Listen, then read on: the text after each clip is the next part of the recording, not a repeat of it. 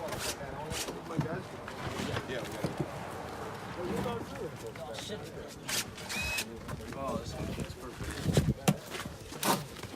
just need a small one there, and I guess another bigger one on top.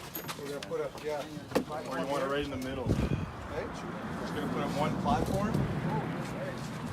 How did I lose two guys? What we'll do is we'll put a. Gotta get here, and we'll build it up again so the wrist goes. So it goes out of here.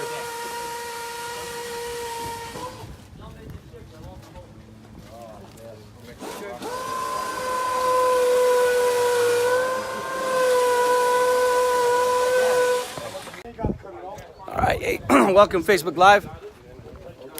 I thought I'd interrupt things. I hadn't gone a few days here. So since yesterday, we've created a lot more. We did an outdoor kitchen, and of course we did the big waterfall in the front. Now let me explain here. We're doing small waterfalls in front of this old banyan tree. So he down the banyan tree, so we're gonna build a waterfall right there. We already did the pond, and we're gonna have the waterfalls. What's great about this training is that everybody's building their own waterfall. We have 1, 2, 3 small falls. Although it's one waterfall, there's small walls going all the way around it.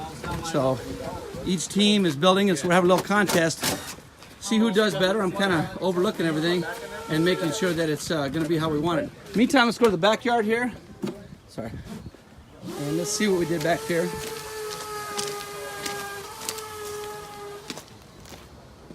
Okay. You go to the back here. We did an outdoor kitchen, and we did the bar here. And look how nice this came out. The top, of course, we love the tops. And there you go. Hey, Dan and James and Chris, Miss Lanka, John, Peter. How you guys doing? Sean and Brain, Peter. Look at that, how nice that is. So there's the back. Now we did this shelf. Now we still have to mud this over here, but we'll mud that up and make it look like rock. But look at those bottoms there. Look how nice that looks to match the top. So we didn't do a grill on this because he's gonna put a grill in the back over here with this. But right now we just did all the top and the bar area, and it's gonna be really nice. And of course we did this over here. And I'll turn on the water so you can see how this waterfall runs. And this waterfall came back really nice. Then we did a fire pit bench out there. If you see that, the rock looks really sweet. I'm gonna turn on the water. And you can see the fire pit bench. Look how nice that looks out there. All right, so on this side, we did this waterfall. Very nice waterfall. Look at that.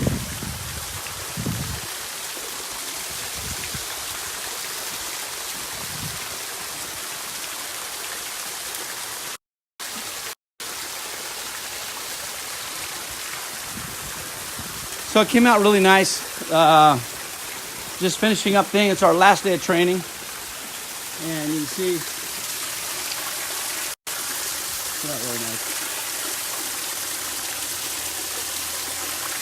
All right, turn that off.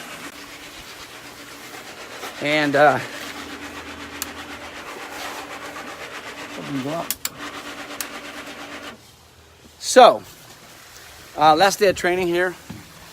Headed out to see Ryan out in another part of the country. Gonna go and do a show, a home show. And to touch base and catch everybody up with what we're doing with the trainings. You can come, get involved. Like I said, between here, Build Outdoor Online, the Cliff Rock products, the Stonemaker. We have all kinds of things to offer to really get you guys trained up and really learning this whole craft of what we do. We love what we do. Customers love what we do. When we come in and do our stuff, it's, you know, and it's progressed. So we certainly didn't do this all right the first time, that's for sure.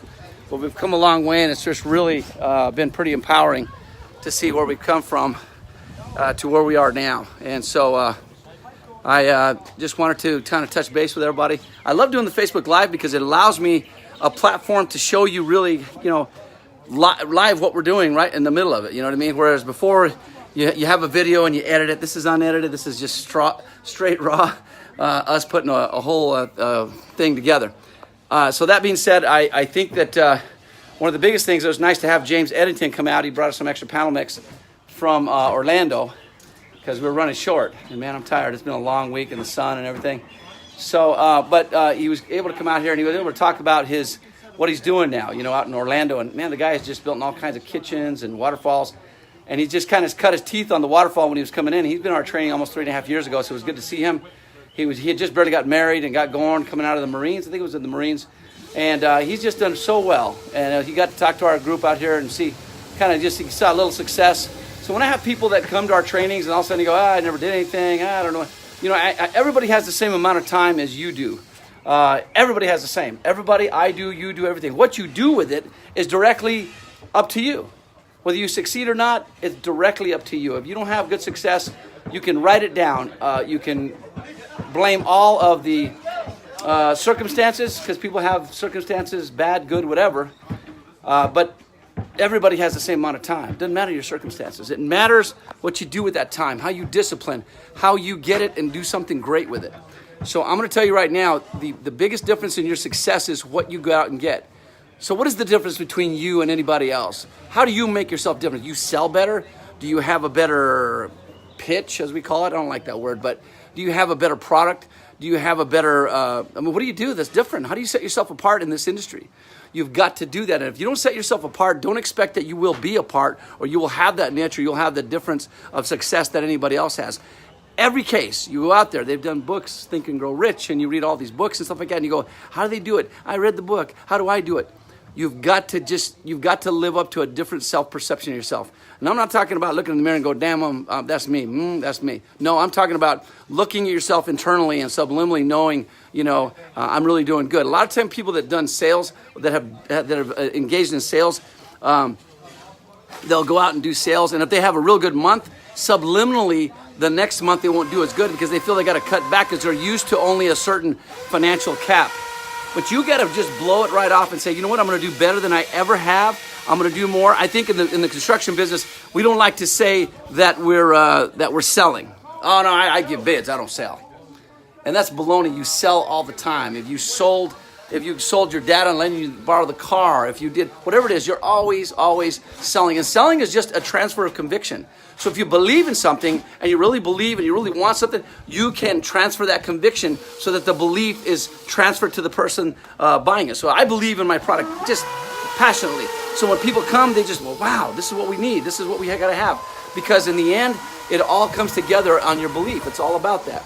So I think the biggest thing that will really empower you is to understand that, to be proud that you do sell, that you do have a great product, that you do have a great process, and keep working subliminally and consciously to be at that same level all the time. Otherwise, you won't. I don't care if you're in the network marketing business or you're in the direct sales or you're in the construction business. You're selling all the time.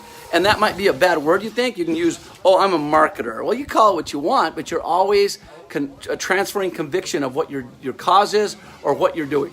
So you've got to stay on that thing. So believe well, do well, and if you do that internally, you'll always produce whatever you say you believe in. I don't care what it is. No matter if it's a relationship, if it's a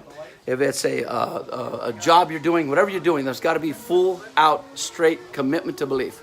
All right, so you guys bid away, and that ain't going to do it for you, because then you're just bidding. And a lot of times I don't do commercial work because the architects and such, they kind of determine what you're doing. They don't know anything about my panel mix. They don't know anything how I do things. I'm sure Nate doesn't like to do, Nate Griffith, who's as the vertical artisans, I'm sure he likes doing more residential because he can be the artist that he is.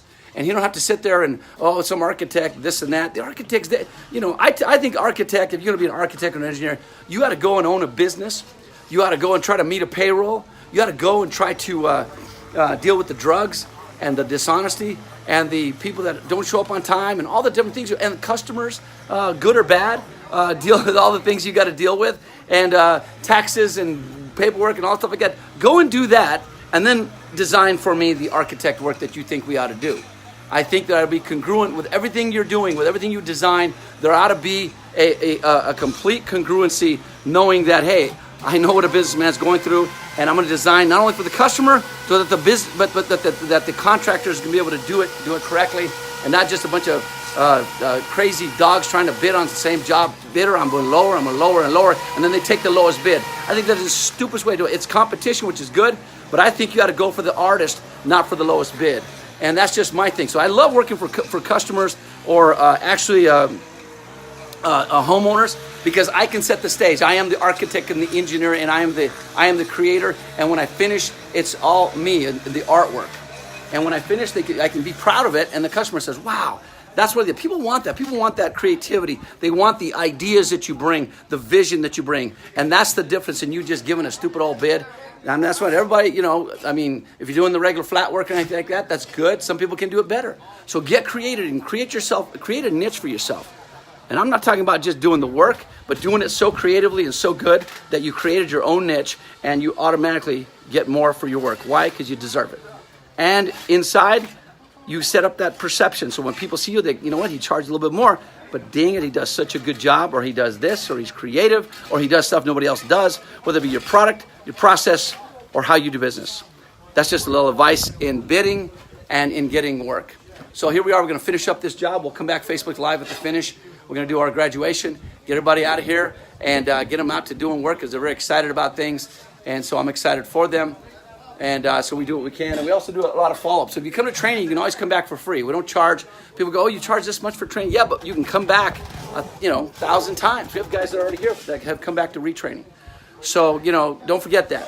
And so until then, you guys have a great day. It's nice and sunny here in Florida. Hopefully it'll warm up in New Hampshire, and I can go back and we can start doing a little training out there. In the meantime, you guys take care.